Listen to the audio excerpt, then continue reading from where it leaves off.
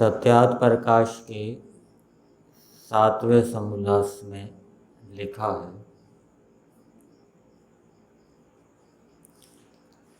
प्रत्यक्ष की बात आ रही है। ईश्वर का प्रत्यक्ष कैसे होता है? ईश्वर का स्थूल प्रत्यक्ष भी बताया जाता है और समाधि प्रत्यक्ष की बात भी है। इसी प्रकार से जीवात्मा का भी स्थूल प्रत्यक्ष बताया गया है और जीवात्मा का समाधि प्रत्यक्ष भी होता है। उसके ऊपर हम विचार करेंगे। 7वें समोल्लास में दिया है सत्यात प्रकाश की कि इंद्रियों और मन से गुणों का प्रत्यक्ष होता है, गुणी का नहीं। गुण गुणी के साथ ही रहते हैं। गुण और गुणी में समवाय संबंध है। गुण गुणी के बिना नहीं रह सकता, अलग से नहीं रह सकता। तो गुणों के प्रत्यक्ष होने पर गुणी का प्रत्यक्ष माना जाता है। उदाहरण दिया है, जैसे चारों त्वचा आदि इंद्रियों से त्वचा, नेत्र, रसना और नासिका, ये 4 इंद्रियां ले रहे हैं।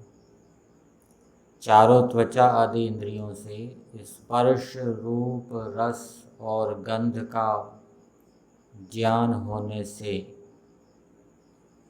गुणी जो पृथ्वी, उसका आत्मा युक्त मन से प्रत्यक्ष किया जाता है। आपने इंद्रियों के माध्यम से पृथ्वी के रूप, रस, गंध, स्पर्श जान लिया, तो ये क्या हो गया? पृथ्वी का प्रत्यक्ष हो गया। वैसे ही ईश्वर का प्रत्यक्ष बताया गया है। वैसे इस प्रत्यक्ष सृष्टि में रचना विशेष आदि ज्ञान आदि गुणों के प्रत्यक्ष होने से परमेश्वर का भी प्रत्यक्ष है। रचना विशेष आदि ज्ञान आदि गुण जैसे शरीर के अंदर है, आंखें कोमल होती है, उनके ऊपर सुरक्षा के लिए पलक है, इसको पलक कहते हैं।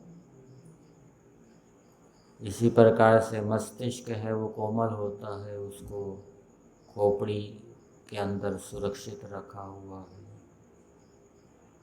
कान का पर्दा कोमल होता है, उसको बहुत अंदर स्थापित किया गया है जिससे कि कोई हानि ना हो। शरीर के बाहर त्वचा है, उससे शरीर सुंदर भी दिखता है और सुरक्षा भी हो जाती है बाहर के रोगाणु कीटाणुओं से।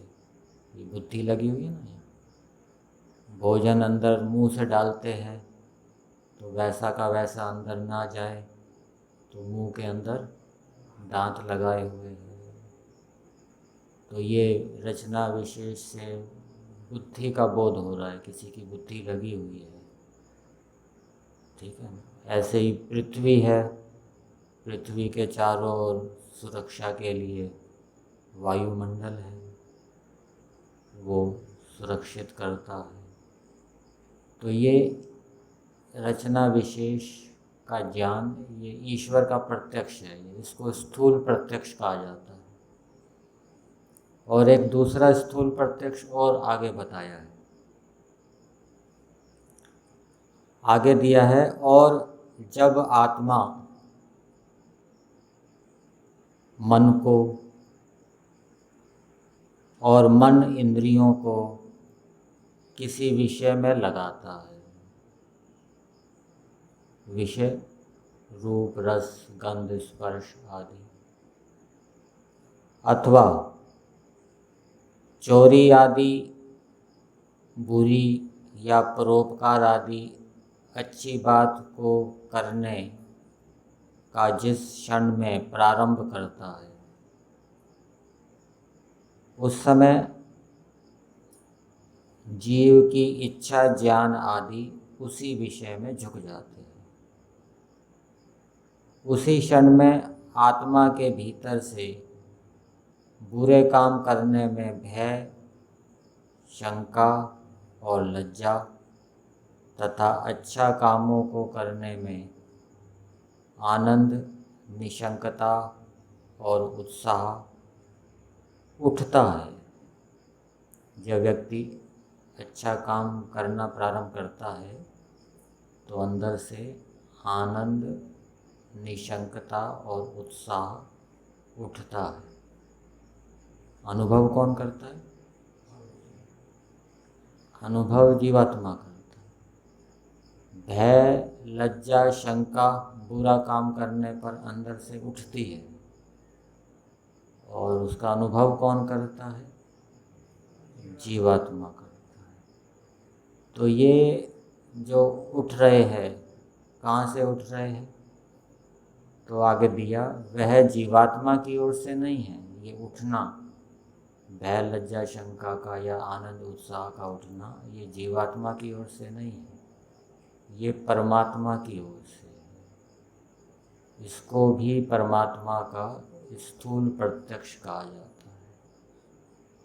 और जीवात्मा जो अनुभव करता है, मुझे भय लग रहा है, लज्जा हो रही है, शंका हो रही है, आनंद हो रहा है, अनुभव करता है ना अंदर से, ये जीवात्मा का स्थूल प्रत्यक्ष है। जीवात्मा का एक स्थूल प्रत्यक्ष दूसरा भी है। आप दूसरे शरीर के अंदर आत्मा का प्रत्यक्ष कैसे करेंगे और अपने शरीर के अंदर अपना प्रत्यक्ष, अपनी आत्मा का प्रत्यक्ष कैसे करेंगे? दूसरे शरीर के अंदर आत्मा का प्रत्यक्ष कैसे होगा? शरीर के अंदर प्राण अपान गति कर रहे हैं, भूख प्यास लग रही है, दूसरा प्राणी हर्षित हो रहा है, शोकग्रस्त हो रहा है। अपना जो स्थूल प्रत्यक्ष बताया गया है कि मैं हूँ, ये जो अनुभव करते हैं, मैं कर रहा हूँ, मैं जान रहा हूँ, मैं सुखी हो रहा हूँ, दुखी हो रहा हूँ, ऐसा जो अनुभव करते हैं, ये अपनी आत्मा का स्थूल प्रत्यक्ष होता है। और समाधि अवस्था में आत्मा का समाधि प्रत्यक्ष होता है। कौन सी समाधि में? संप्रज्ञात समाधि में। वो भी मन के माध्यम से होता है। परमात्मा का भी समाधि अवस्था में प्रत्यक्ष होता है, वो असंप्रज्ञात समाधि में होता है।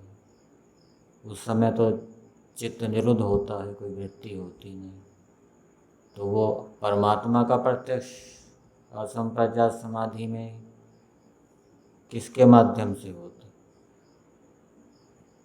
चित्त का सहयोग तो रहता है, आत्मा स्वयं करता है।